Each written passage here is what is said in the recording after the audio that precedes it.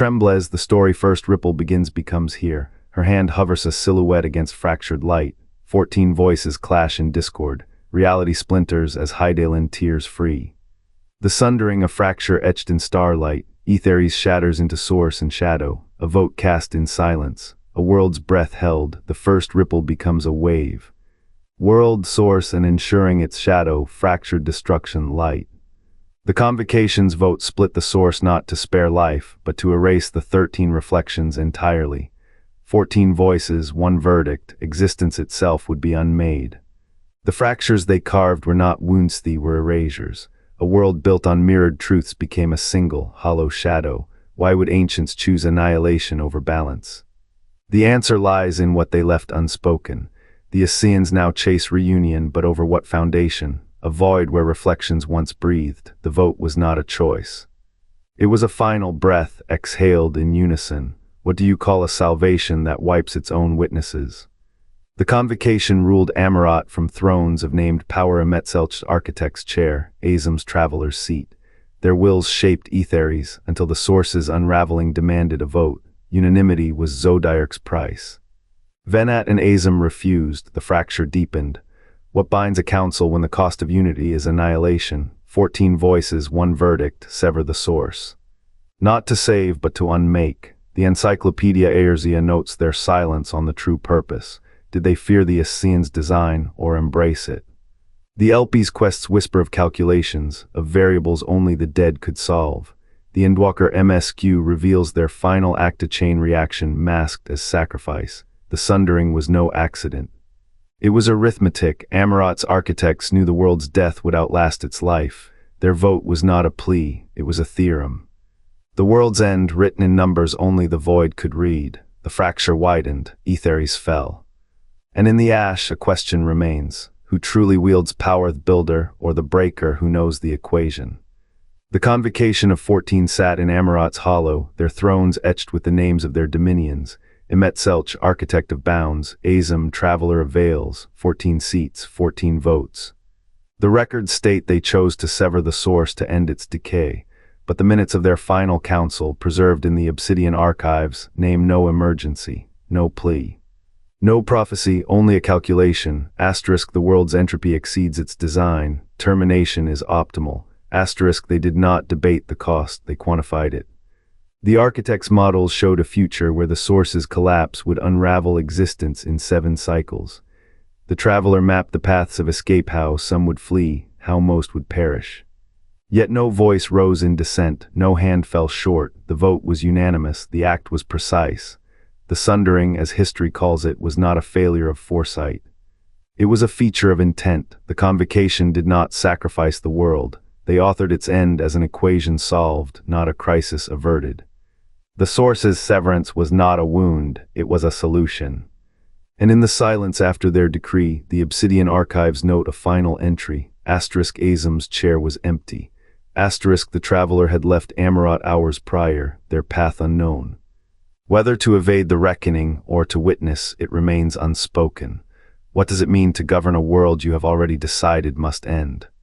The Convocation's thrones still bear their names. Their answer endures in the ash. The Convocation's chamber still hums with the static of a decision never made. 14 thrones, cold as the source they sought to sever, bear the weight of a fractured oath. Venat's seat, the last to reject the vote, remains sealed with a glyph of absence. Azem's, shattered by a blade they never drew. Their dissent was not a failure of faith, it was the only truth the Convocation feared. The summoning of Zodiark demanded unity. 12 ancients agreed, 2 refused. The void between them became a wound, not in the world but in the Convocation's design. For what is a fracture in the fabric of reality but a mirror to the rifts in the hearts of those who weave it?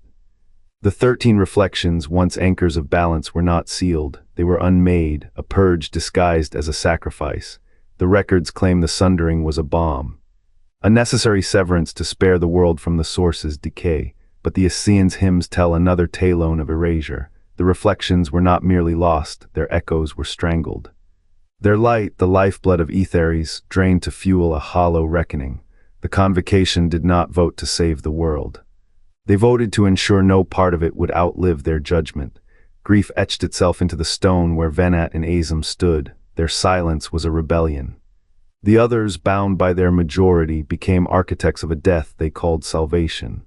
The Ascians, inheritors of this paradox, now chant the same lies. They are both prisoners and executioners, singing of reunion while the world rots beneath their feet. What remains of the 13 reflections now? Dust in the veins of the land. A debt unpaid, the Convocation's fatal vote was not a choice, it was a sentence. And the world, blind to its own executioners, still kneels at the altar of their ghosts. The Ascians stand in their vaulted chamber, ice-clad and unblinking. They speak of balance, of a world teetering on a blade's edge. The 13 reflections, they argue, were fractures in a fragile design. To let them fester was to invite the final days. A clean severance, they claim, was mercy. But mercy for whom? The source's pulse quickens as their cold calculus takes shape. They did not vote to save Aetheres, they voted to unmake it. The first forced rejoininger reflection writhing, screaming, as its essence was ripped into the source's core was no accident. It was a spark, a signal. Zodiark's chains began to rattle that day. The Convocation's mercy was a key turning in a lock they could not see. The reflections, those ancient mirrors of the world's soul, were never the disease. They were the body's final warning. The Ascians, in their arrogance, answered with a scalpel. But a scalpel cannot unwrite a soul. It can only carve deeper until the wound becomes the whole.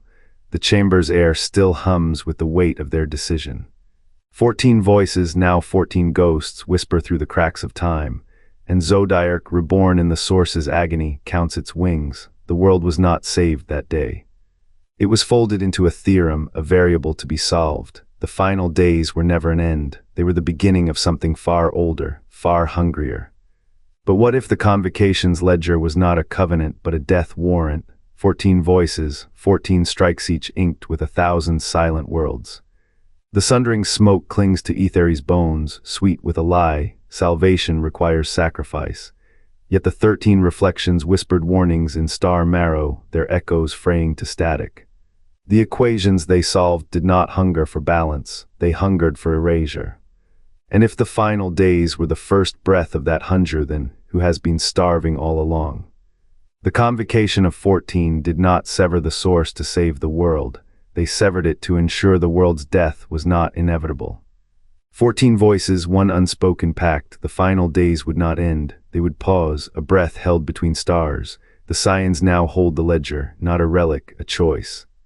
Dawntrail's skies are the first not scripted by the final days. Free will etched into the void. The ancients burned with dual flame. They saw the cycle as a prison. Their solution collapsed the walls, yet in breaking the loop they became its architects. Their sacrifice was a lever, a mechanism to let history rewrite itself, but at what cost? The source's death was not an accident, it was a rehearsal. A dress rehearsal for every civilization that follows. Cosmic scales tip on human bones. The ancients believed they could divorce morality from consequence. They were right and wrong. Their legacy is a mirror, cracked, reflected in it, every empire that trades eternity for control. Every leader who mistakes delay for defeat. The weight of their vote presses into the present. The Scions carry it. The world rebuilds around it. What is a cycle if not a lie told to the dying? The final days were never a prophecy. They were a placeholder. A waiting room for a truth the ancients could not name. All things end, but some ends are seeds. Dawntrail's path is uncharted, its choices unscripted. The Convocation's fatal vote did not kill the world, it gave it a first breath, and now the question hums in the dark. Did the ancients free the future or chain it to their shadow? The Convocation did not sever the source to save the world, they carved it out to unmake what had been. 14 voices, bound by the same silent terror, let the blade fall. The ledger's ink hissed as it wrote the 13 reflections into oblivion. Their screams were not of pain, but of unraveling threads pulled from a tapestry, leaving only gaps where light once wove through shadow. Did they weep? The records are silent. But the void that followed remembers. The source bled, not life, but memory. The air thickened with the weight of what had never been. Mountains cracked under the strain of forgotten names. The sky, once a mirror of Aetheres' endless dance, grew thin as parchment. And there in the hollow where the reflections had lived, the final day's shadow resetted, not vanquished but postponed, a debt paid in erasure. The Scions now bear the Convocation's ledger, its pages etched with a question no age has answered: what is a world without its echoes? The first icon's hollow gaze is not a relic, but a wound. Every battle against the Ascians is a battle against the Convocation's shadow. Their salvation is a house built on a grave. The Ascians dig, not for Aether's but for the Source's corpse. They do not seek reunion, they seek reclamation. To stitch the reflections back into the fabric, even if the weave tears again. The Convocation's fatal vote was not an end, it was a loop. A choice to trade infinite catastrophe for infinite regret. The ledger closes. The Scions' war is the Convocation's echo. And in every age, the same question hums. When you erase the past to kill the future, what remains but a present chained to the shadow of your own making? The Scions gather 5 years after the 7th umbral calamity. Their hands are not empty, they carry the Convocation's shadow. Every relic they lift, every enemy they slay, is a requiem for a world the ancients deemed unworthy. What did the 14 fear more than death? A future unchained from their design. The sundering did not sever light from dark, it bound both to a single, unyielding fate. The warrior of light walks this knife edge. Each victory tastes of ash, each dawn arrives with the weight of 14 votes etched into the sky. The Scions call it salvation. The land knows it as a slow, scripted unraveling. The ancients believed annihilation was a currency. They spent it freely, leaving mortals to pay the interest. The Ascians now dig in that same vault, their tools gleaming with the same cold calculus. No sacrifice was made, only a ledger was balanced. The 8th astral era is not a beginning. It is the final chapter of a story the 14 wrote in blood and starlight. And still the question hums. When you erase the past to kill the future, what remains but a present chained to the shadow of your own making? The Scions fight on, they must. To stop the cycle is to defy the very architects of their purpose. To continue is to become the ancients' most perfect heir. The weight of 14 votes, the price of a world that was never meant to survive them. The sky cracks like a shattering mirror. Harshefin's armor, once gleaming with 1,000 suns, darkens as his breath fades. His final words hang in the ash, a smile better suits a hero. The Dragon Song War's crescendo becomes a dirge. Below, the Convocation's ledger, etched in primordial stone, slams shut. 14 names, 14 fates. Their ink bleeds into the earth, a poison that roots but does not flower. The world's pulse stutters. The source, that ancient artery of light, severs with a sound like a star's last gasp. But in the void, another ledger opens. The Scions' pages are blank, save for smudges of Mithra blood, Zelhal's tears, and the scar where Kamki's laughter once lived. Here, the ink is not written, it is made. With every choice, a star is born, with every sacrifice, a constellation. The Convocation's death sentence was a cage, but love, that unyielding force, is the key. It is in Lady Liney's hands as she cradles a dying friend, in Tadaru's whispered promises to a world that called him monster, in the silent pact between a knight and a thief whose hearts beat to the same fractured rhythm. The ancients feared this, that mortal bonds, messy and unpolished, would outlast their cold equations. They carved fate into stone, yet failed to account for the one force that bends stone to dust. Love is not a feeling. It is a technology wired into the Scions' breath, a code that rewrites the universe's ending. When the last star dies and time collapses, their laughter will still echo. A smile once etched into legend will light the dark. The wind carries Harshefin's words across the shattered plains. The Convocation is forgotten. The Scions' story is just beginning. Remember us, the empty ledger whispers, and in the silence a seed blooms. The seed blooms into a ledger of hollow pages, its spine etched with 14 choices. 5 years after the 7th umbral calamity's ash settled, the Scions of the 7th dawn gather where the Convocation's shadows still cling to the stones. The 8th astral era begins not with light, but with the echo of a question. What if the cure was the plague? Would you have raised your voice against the silence? Against the math of annihilation, the ledger waits in the comments, its inkless script hungry for your name. The Ascians' hymns still murmur of reunion, but their chords are built on the bones of the sundered. You think you know the story. You think sacrifice has a face.